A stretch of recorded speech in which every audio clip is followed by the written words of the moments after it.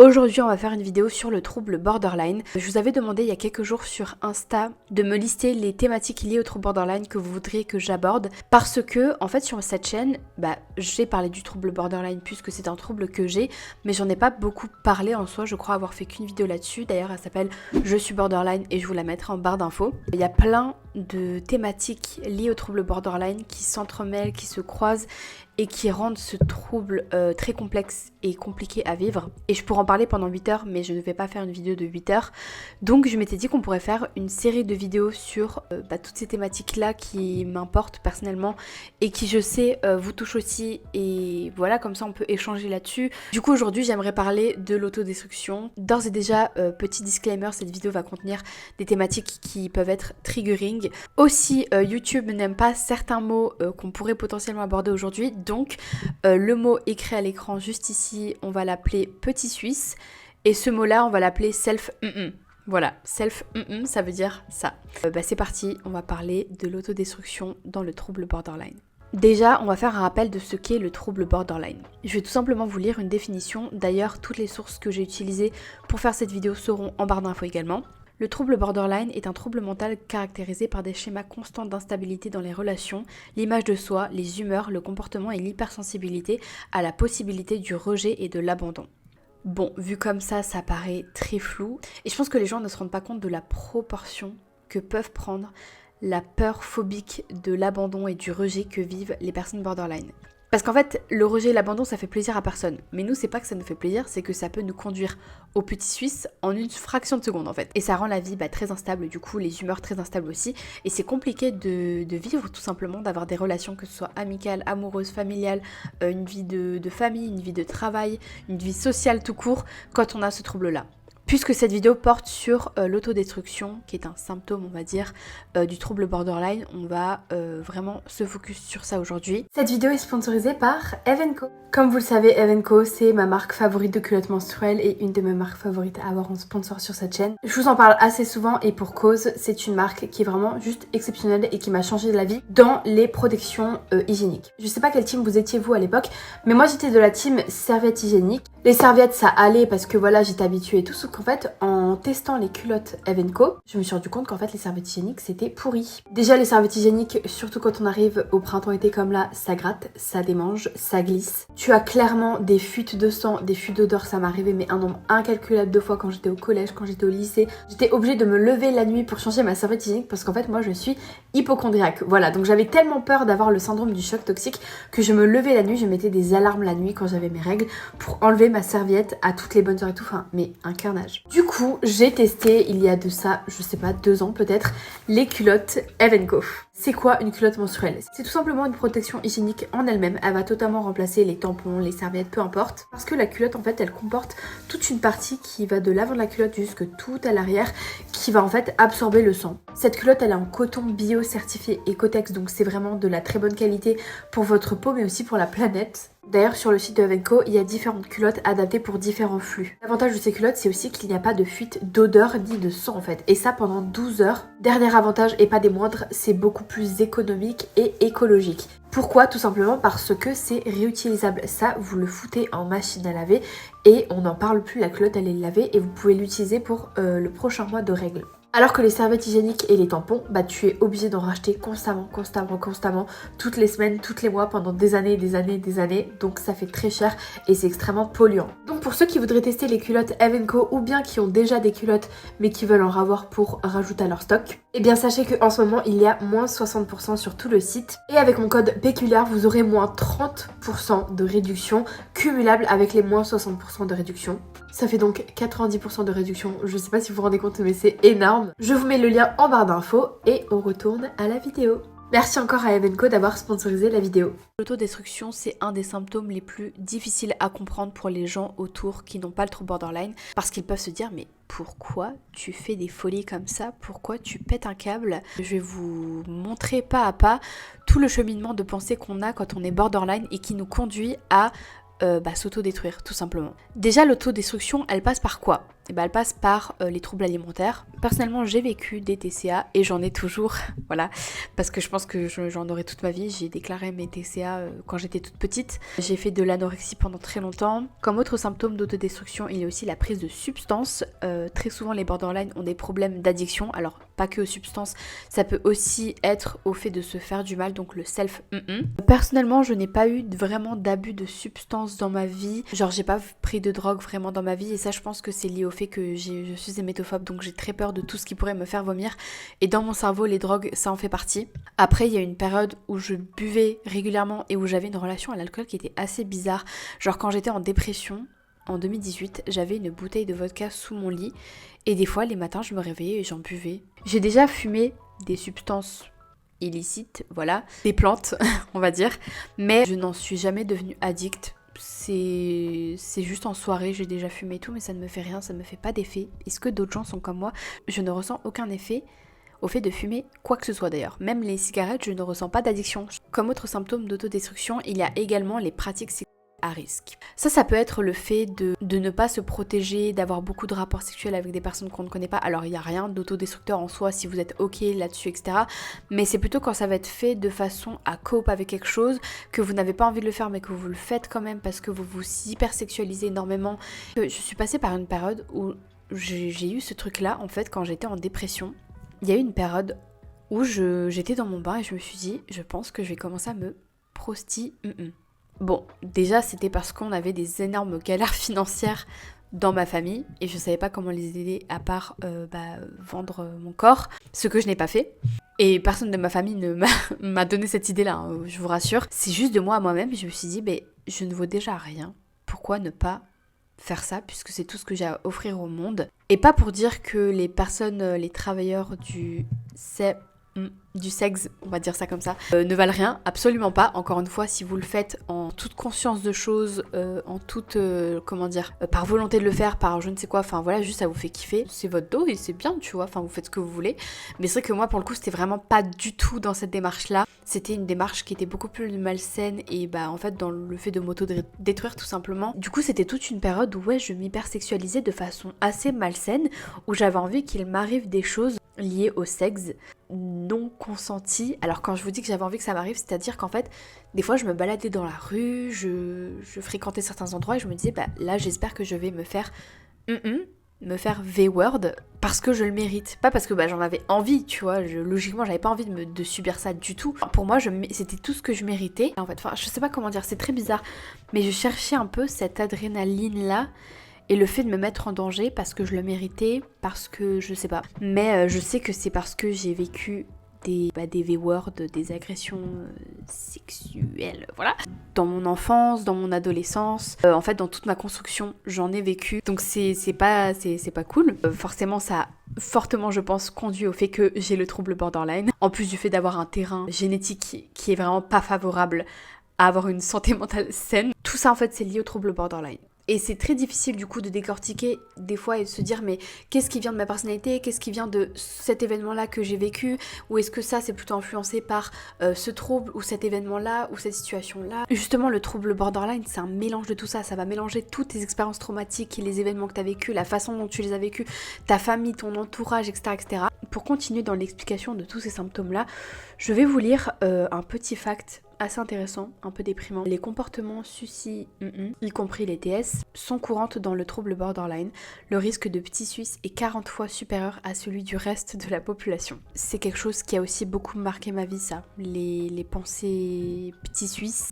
On a parlé des symptômes vaguement de ce que c'était et tout, mais pourquoi nous, en tant que borderline, on agit ainsi? Généralement, tous ces comportements-là, liés au trouble borderline d'autodestruction, sont liés à la peur de l'abandon et le rejet, qu'il soit réel ou ressenti d'ailleurs. Ça peut aussi venir du fait qu'on a l'impression de le mériter, donc le sentiment d'infériorité. Ça peut être aussi une façon de se sentir exister ou se sentir réel, dû à la dissociation, qui est un symptôme qui est très courant dans le trouble borderline aussi. Donc ça peut être dû à la dissociation, mais aussi au sentiment de vide. On peut aussi s'auto-détruire parce qu'on veut s'auto-saboter ou fuir quelque chose.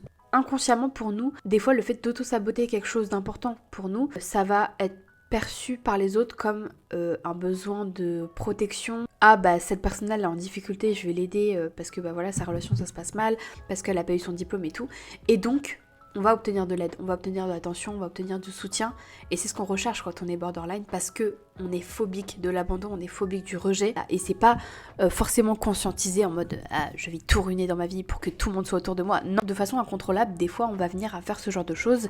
Et c'est vrai que moi je m'en suis rendu compte qu'à certains moments de ma vie j'ai pu faire ça des fois, parce que j'avais cette peur-là de l'abandon et tout. Et voilà, il n'y a pas de honte à le dire en fait. J'ai vu une phrase qui était assez intéressante sur un site, pareil je vous mettrai le lien en barre d'infos, de Thomas Nispola, qui dit « Là où de l'extérieur les gens voient que les borderlines font n'importe quoi ou délire, il est plus juste de voir qu'ils sont en fait simplement prêts à tout. » Souvent en tant que borderline, on va vivre dans l'angoisse permanente de ressentir à nouveau une souffrance intense, profonde, démesurée. Et donc, qu'est-ce qu'on va faire ? On va faire ce qu'on appelle une extériorisation immédiate. Et cette extériorisation, elle se passe par le fait de s'autodétruire, de s'auto-saboter. Donc c'est une boucle en fait. Et du coup, pour les gens qui n'ont pas le trouble borderline, tout ce que nous on va faire en fait pour extérioriser, ça va paraître comme des gestes absurdes, presque de folie, c'est violent, c'est choquant, pourquoi tu fais ça ? Et en fait pour nous c'est simplement pour décharger la menace permanente de retomber dans une phase de vide intense, de souffrance intense qui, la débouchée de ça n'est en fait que le petit Suisse généralement pour nous. Et sur le moment, c'est vu comme un besoin vital. C'est pour ça qu'il y a cette notion d'impulsivité dans le trouble borderline, pour que vous puissiez un peu comprendre comment toute une phase comme ça chez un borderline peut se dérouler de le moment où il y a un trigger jusqu'à la fin de la crise entre guillemets, voilà. Je vais vous expliquer du coup ce qui s'est passé pour moi ces 3 dernières semaines environ. En gros, il y a 3 semaines, un mois, il y a eu un événement qui a déclenché quelque chose chez moi, qui a trigger en fait tout simplement ma phobie de l'abandon. Je vais vous expliquer comme ça va pas paraître très clair, mais vous allez comprendre. Ma meilleure amie et mon meilleur ami, qui est aussi d'ailleurs mon ex, mais bref, se sont séparés il y a un mois. Alors on pourrait se dire, mais pourquoi ça t'a déclenché ta phobie de l'abandon ? Enfin, c'est pas toi qui t'es fait quitter, c'est pas tes darons, donc c'est quoi le problème ? Le problème est que, dans ma tête, le fait qu'ils se sont quittés, je me suis dit, en fait, ils vont refaire leur vie, ils vont peut-être pas se parler pendant une certaine période, voire plus du tout, si jamais c'est leur choix, leur envie. Donc, ils vont se faire des groupes séparés d'amis, forcément, parce qu'en fait, on était dans un groupe commun. Ma meilleure amie, mon meilleur ami et moi-même, on a les mêmes potes quoi. Et je m'étais dit, en fait, ça y est, ma meilleure amie, elle va se faire d'autres amis. Mon meilleur ami peut-être aussi, mais il y a un peu moins de chance parce que bon, Guilhem, je le connais depuis des années et des années, donc on a vraiment des amis établis depuis très longtemps. Mais ma meilleure amie Clem, du coup, je vous en parle parce que voilà, c'est public, on en a parlé en stream il y a pas longtemps. Mais je la connais depuis moins longtemps quand même et je me suis dit, de base, elle est venue ici à Metz et tout, pour plein de raisons, mais aussi forcément pour habiter avec Guilhem, donc là, elle va se faire des amis, elle va se trouver un appart et tout, et je vais me retrouver toute seule. Genre ça y est, je vais plus avoir de meilleure amie. Et un jour, je vais aussi faire une vidéo sur ça. J'ai beaucoup de problèmes dans la vie quand même. Bon bref. Un jour, je vais faire une vidéo sur ma relation avec les amitiés et le besoin, mais presque vital, d'avoir une meilleure amie dans ma vie. Et qui a fait que j'ai eu des amitiés, des relations toxiques. Et d'ailleurs, c'est quelque chose dans le trouble borderline qui est courant d'avoir des relations qui sont très toxiques. Et moi, je l'ai pas vécu en amour, mais je l'ai vécu beaucoup en amitié en fait. Bref. Besides the point. Non, mais du coup, voilà, ça m'a grave trigger en fait sur ce côté-là. Et du coup, mon cerveau, il réfléchit beaucoup trop quand on est borderline, ça arrive très souvent. Il va essayer de créer de lui-même, même si c'est de façon factice, tous les liens, les explications, les trucs et tout qui font que là, tu vas te faire abandonner, tu vas te retrouver seule. Du coup, qu'est-ce qu'on fait en fait ? Donc, au moment où la rupture est vraiment officielle quoi, elle est dite, je rentre chez moi, je suis seule, je m'effondre. Je pleure toutes les larmes de mon corps, j'hyperventile. Je me dis ma vie est finie, je ne vais plus avoir de meilleure amie. Clem, je sais que tu as écouté ça donc ne t'inquiète pas, ce n'est pas de ta faute, c'est mon cerveau qui est cassé. Genre je me suis dit voilà, ça y est, j'ai plus de meilleure amie, j'ai toujours galéré à avoir des meilleures amies et tout, pourquoi à chaque fois ça se passe comme ça ? Personne ne m'aimera jamais, j'aurai plus jamais d'amis, je retrouverai jamais quelqu'un comme elle, ma vie est fichue. À quoi bon en fait travailler ? À quoi bon ? C'est quoi le sens de ces vidéos YouTube ? C'est quoi le sens de tout ce que j'ai pu faire ? Et en plus les doudous, la DDPP elle a dit que j'avais plus le droit d'en faire et tout, donc en fait c'est la fin de tout, c'est la fin de la vie, c'est la fin du monde, et en fait tout ce que j'ai vécu par le passé, etc., j'en suis jamais guérie, et blablabla, et blablabla, et blablabla, et blablabla. Et en fait ton cerveau il en boucle comme ça, et ça te crée un énorme craquage. C'est impossible de ne pas craquer dans ces moments-là. Tu as l'impression que tu vas exploser de douleur, ça hurle dans ta tête des milliards de phrases. Tout ce que je vous ai cité, c'est qu'un échantillon de tout ce qui se passait dans ma tête à ce moment-là. Et du coup, qu'est-ce qui se passe ? Extériorisation immédiate, impulsivité immédiate. Donc qu'est-ce qui me passe par la tête? Je ne sais pas pourquoi. Mais dans ma tête c'était logique sur le moment. Je me dis je vais réserver des billets de train, là maintenant, tout de suite. Je pars dans 1 heure, quelque part en France. Et je sais pas où je vais, hein. Je ne sais pas où je vais, mais je vais quelque part. Je prends le billet le moins cher et je me casse. Entre les larmes et tout, je suis sur l'application SNCF, etc. Pour en fait fuir, hein. C'est tout simplement un mécanisme de fuite. Mais sur le moment, c'était vital. Si je pars pas là, maintenant, je vais me petit suisse dans la salle de bain. C'est très hard dit comme ça, mais c'était ce qui se passait. J'avais les visions de moi qui me faisaient des choses, voilà. Et au moment où je suis en train de réserver les billets, ma petite amie rentre à ce moment-là, donc je me dis heureusement, parce que comme ça j'ai pas... Du coup j'ai pas dépensé de billets, parce qu'elle a vu que j'allais pas bien et tout, elle m'a direct demandé ce qui allait pas, etc. Ça m'a fait du bien de souffler un peu, me re-ancrer à nouveau dans la réalité. Tout ne s'est pas arrangé à la seconde quand elle est rentrée, hein, parce que du coup s'en est suivi une période de 2-3 semaines de gros down, d'à nouveau envie de relapse, d'écouter des trucs sombres, un peu une replongée aussi dans mes TCA, dans les pensées de me faire du mal, et tout ça, ça a été trigger quand même, on se le rappelle, par le fait que ma meilleure amie et mon meilleur ami se sont séparés. S'il n'y a rien de grave en soi. Maintenant qu'on a parlé à quel point c'était compliqué d'être frappadingue, non on n'est pas frappadingue quand on est borderline, je vous rassure, comment on fait en fait? Comment on fait pour gérer tous ces symptômes là? Comment on fait pour aller mieux? Il y a des choses qu'on peut faire pour contrôler, gérer ce trouble là, beaucoup mieux vivre avec, le mieux restant évidemment la thérapie. Bref, qu'est-ce que moi je fais pour aller mieux? Première chose, ce que je fais, c'est que je tiens un journal. Alors ça part un peu con, ouais, super écrire dans un journal, mais ça aide en vrai, vraiment ça aide à évacuer ce qu'on ressent. Très souvent les personnes borderline ne savent pas s'exprimer, ne savent pas communiquer. Je me dis si je communique certaines choses, certains éléments, est-ce que la personne ne va pas fuir? Et du coup si elle fuit, est-ce que je vais pas me retrouver toute seule? Et du coup si je me retrouve toute seule, est-ce que je vais pas juste avoir envie de quick? Autre point qui m'aide, c'est ne pas voir mes émotions comme des ennemis mais comme des alliés. Les émotions, même si elles sont négatives, elles servent à t'indiquer qu'est-ce qui ne va pas et qu'est-ce que tu peux faire pour mieux aller. Et le voir comme ça fait que tu as moins de haine envers toi-même, que tu t'acceptes beaucoup plus, tu apprends à t'aimer, à te respecter, à écouter tes besoins.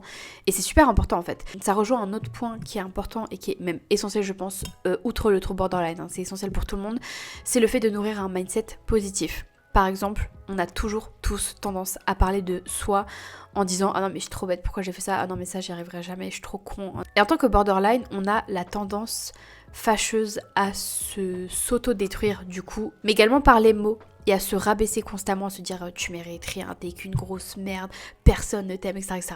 Et constamment se parler comme ça à soi-même, c'est catastrophique. C'est vraiment catastrophique. Il faut qu'on apprenne à se parler gentiment à soi-même, à se donner des compliments, à changer son mindset en le tournant de façon positive. Autre chose qui est très utile pour moi et que j'ai utilisé dans ma phase là de gros down ces dernières semaines, c'est ma liste d'urgence. C'est le fait de créer une liste, ta liste à toi, personnelle, que tu vas suivre quand tu sais que tu es en train de sombrer. Et que tu peux pas de façon réaliste entreprendre des actions pour aller mieux, pour faire ci, pour faire ça, tu n'y arrives pas. Parce que tu es complètement déboussolé et englouti par toutes les émotions négatives.